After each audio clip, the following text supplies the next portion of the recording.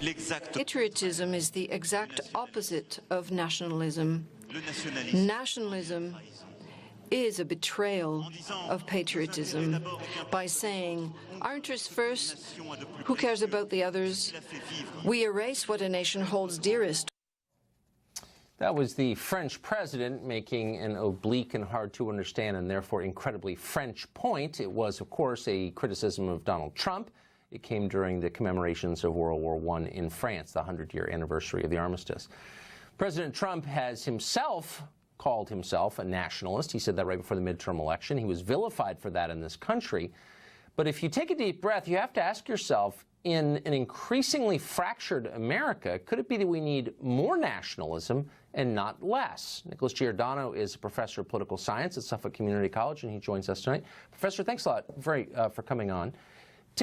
Tell us what nationalism actually is. If you could sum it up as crisply as you can, what is nationalism? Hi, Tucker. Nationalism is important because it's what links us together as a country. We are a nation state, and so when you're looking at the concept of nationalism, it's the acceptance of the American creed, the tenets of the American creed, as well as it helps us to motivate us to help our country.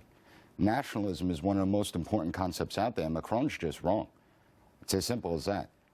Well, so, I mean, the knock against nationalism is that there's something racially exclusive or racist about it. Is it inherently a racial creed? Does it have anything to do with race? No, it doesn't. What nationalism does, it fosters the democratic consciousness, and that's an important point that people get wrong. We have a stake in the system.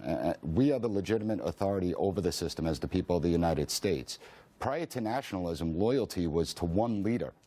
Now it's to the country as a whole, and nationalism fosters patriotism. In my classroom, I use Hurricane Harvey as a great example.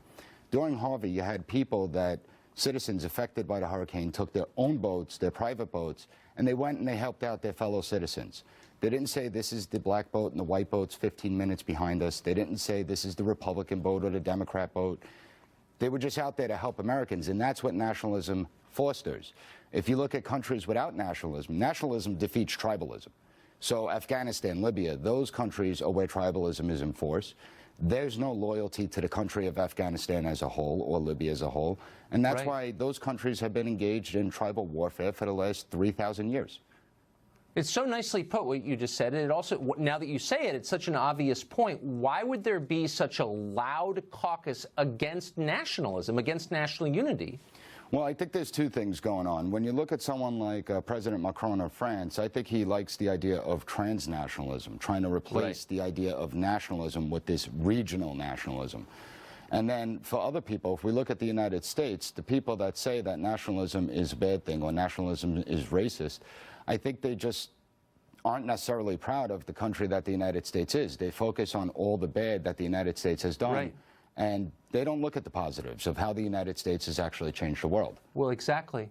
Professor, that was such a nice explanation. I hope you'll join us again. Thank you. Thank you for having me.